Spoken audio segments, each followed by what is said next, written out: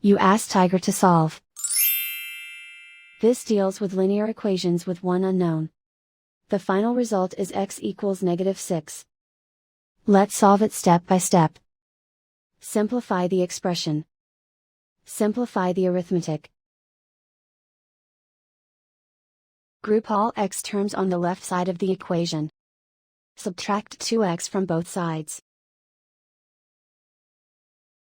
Group like terms. Simplify the arithmetic.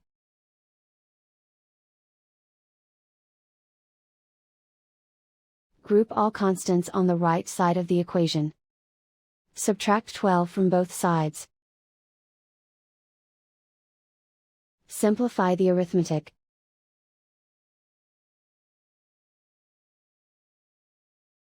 Isolate the x. Divide both sides by 2. Simplify the fraction. Find the greatest common factor of the numerator and denominator. Factor out and cancel the greatest common factor. And so the final result is x equals -6.